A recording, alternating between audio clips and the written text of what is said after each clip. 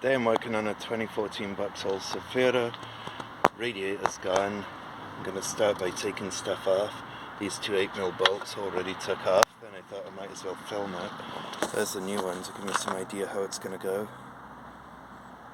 Looks like it's got slots at the bottom, slots at the top. So I'm going to take this top slam panel off, see if I get that out of the way, if it gives me enough room to do anything. Start by taking these, look like 13s, that 10, get all this stuff out of the way and just see what happens. I've got the slam panel out the way, it's over here, and this plastic bit was over here, it just came out almost together. I had to take these bits out, they were bolted on. They're going to sit on top of the radiator and the bolt goes through it, but it still won't come out. So I looked at the new one, and the problem is this is the intercooler and the condenser. They need to lift up, so you can press the tab in that's down here. You can get to that and lift these up, but this isn't going to fit out anyway, so I'll have to take the front end off and try and work on it that way. I'm going to take out all these screws along the top by the grill there. We've got 3 down here.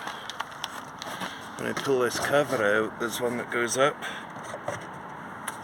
That'll hold this corner on. There, that would go through that. So I'm going to start taking all these off. Same on the other side, and if there's any underneath, I'll take them off as well. Once that's off, the bumper's out the way. I've still got this little bracket, but I can't get this bumper off. Doesn't come out that way anyway. It's all welded together, spot welded on. This isn't going to move, so I've got to think about how I'm going to do this. I'll get the axle stands under there to hold the radiators. Might just have to take off this second bar here, which I could only get to when I got the bumper off anyway, and maybe that little bracket there. I'm going to have to try and get it out this way. It's a bit of a pain, but I'll carry them. I'll let you know what I have to do. These 10mm, I'll start with them, get this out of the way, and see. Right, I've got that supported. I got these intake pipes off to the intercooler,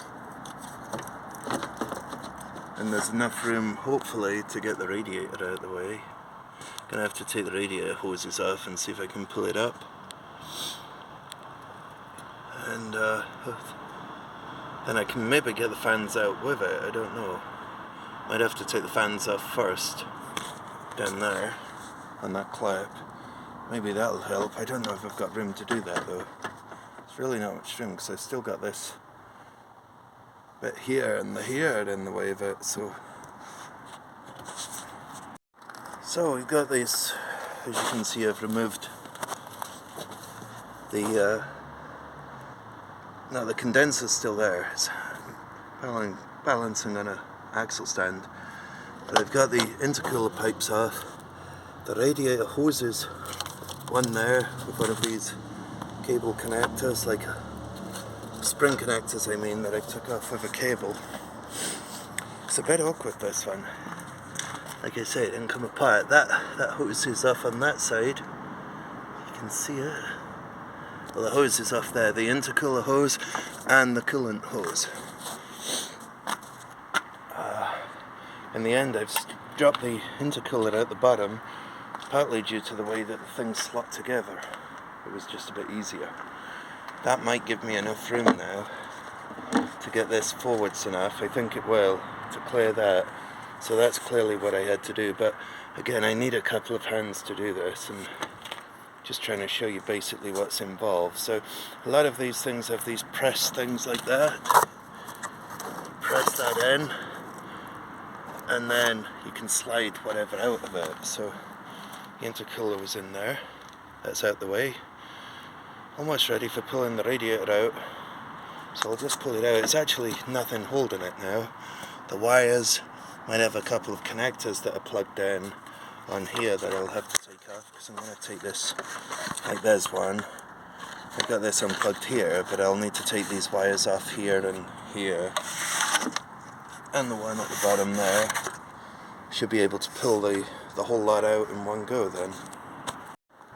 So I'm right, that did give it enough room to take it out. Now I got these idea on here again. Gotta press them down to get the fan off.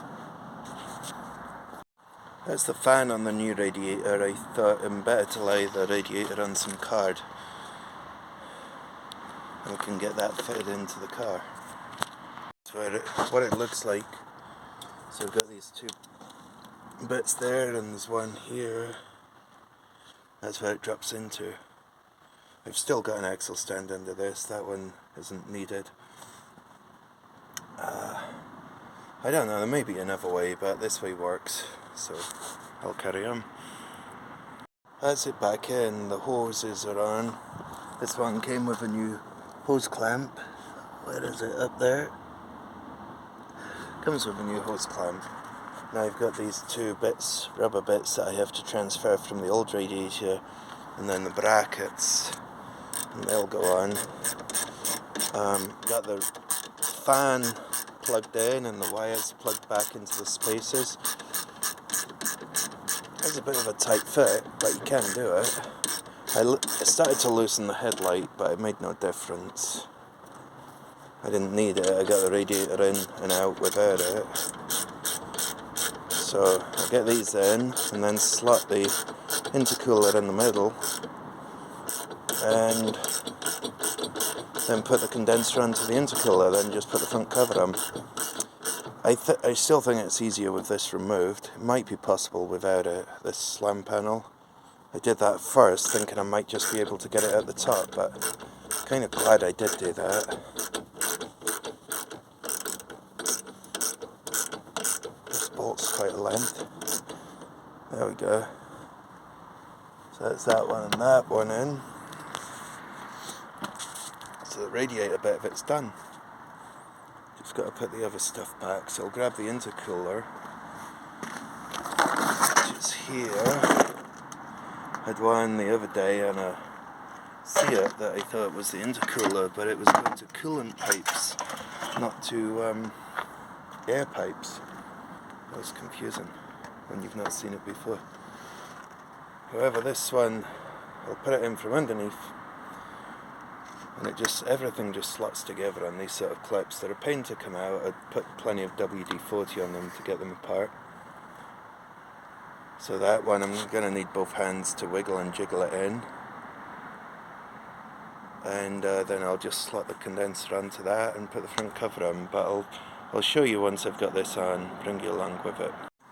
As it slid into these connectors here, now I've just got these pipes to push on. Make sure the clip didn't spring out of place. That's on. Same on this side. Already pushed this one on. Just checking that the retaining snap ring's in place. I've got the condenser to slot in, which has to be lifted up and then dropped in, but there's enough flex on these flexi hoses to allow you to do that. Got these rubber bits to help aim the air towards the cooling of it. One thing is though, we need to take these, or I do, I need to take these 13s out and put this back on first. Yeah, just one of those things. It's only 2 bolts, won't take me long, and I'll get them back on. So, we've got the silvery ones, the longer ones through the front, and they go right through the bar. And then we've got the 4 silvery 13mm headed bolts that go on the top and the back of it. Got the 2 darker coloured ones. They were for the bonnet catch that was here. This is right now. I've got this back on, all tight. So I had this cover and these 2 trims. And then this, so I've got these 10s and that 10. And then I'm probably getting close to putting the bumper on. It lined up. I just put the centre 2 on to hold it. I've got the plug connector that goes behind there. for the parking sensors, and I think it also does any lights that are in here, because there was only one plug that I disconnected. For the ease of filling it, I've just got my juice bottle and cut a flat bit, cut a hole in it, in one of the sides, so we can fill it up because of where they've located this under the wiper scuttle there. We can't get to it, so just a quick fix that might help somebody else if you're doing it, but yeah, it's all done. Apart from that, I just got to fill it up and get it bled up. Of course, now that I've come to bleed it, that's how much fuel I've got. Absolutely nothing. I don't know if somebody wants work on the car, they need it running. It's nice when somebody puts fuel in it, if they leave a lock and wheel key out, stuff like that, but yeah, they don't all do that. Hopefully this is all helpful to somebody. I can't really show doing it because I kind of just needed to get on with it, but it gives you an idea of the things you have to take off, where the bolts are, which is kind of what you might want to know if you were going to take it on, and how I did it, just unslotting stuff. So thanks a lot for watching.